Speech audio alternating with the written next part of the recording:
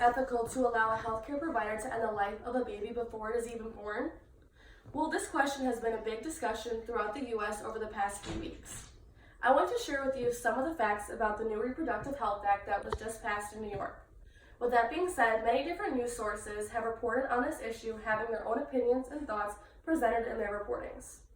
After reading many different news articles and watching many different newscastings on this new law, I've been able to pick out some tendencies from certain news sources. After doing research on these stations, it has become evident on what sources have bias associated with them. By presenting you with some information about these news sources, I hope that I give you some tips on picking out a credible news source that doesn't include any biased opinions. Just by paying closer attention toward the tone of these newscastings, you too will be able to pick out these tendencies and be able to pick out an unbiased source that only includes the facts of the issue. To continue, we will now get into what this new abortion law is all about. This story has been publicly talked about by most, if not all, news sources. Each has had their own take on this new law. This new law was passed on the 46th anniversary of Roe v. Wade. Roe v. Wade is what actually legalized abortion so that women didn't have to have unsafe, illegal abortions anymore. The original law only allowed abortion after 24 weeks when a woman's life is in danger. This new law still allows abortion after 24 weeks, but it's now for when the mother's health is at risk or if the fetus is not viable anymore. And on the 22nd of January, New York's Reproductive Health Act was signed. This made abortion not in the state's penal code anymore. This means that the healthcare providers can't be criminally liable. Now, medical professionals who are not doctors can now perform abortions in New York. This news story has been a hot topic for a while now. With that being said, many news stories covered it and voiced what they thought. While conducting my research, I found 5 news articles that had covered the story. Abortion usually tends to be a biased topic based on your gender or political affiliation.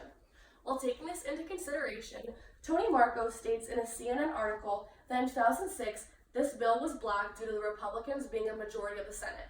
And now that the Democrats are a majority, the bill was then passed to become a law.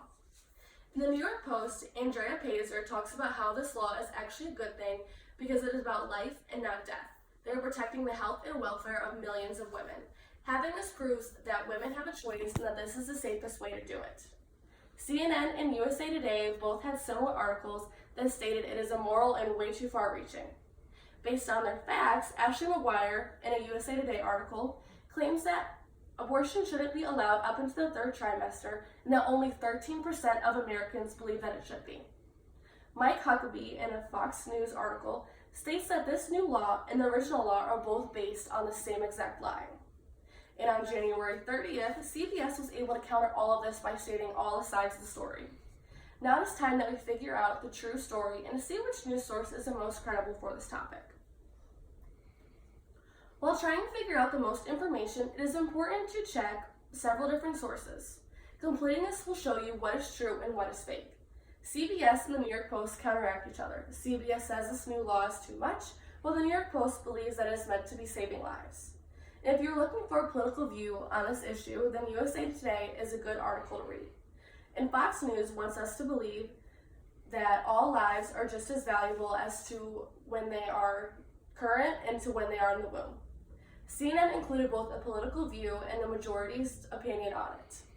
Now that we have all our information from our sources, we are able to conclude which is most credible. After viewing the news sources, I was able to identify CBS as the most credible source.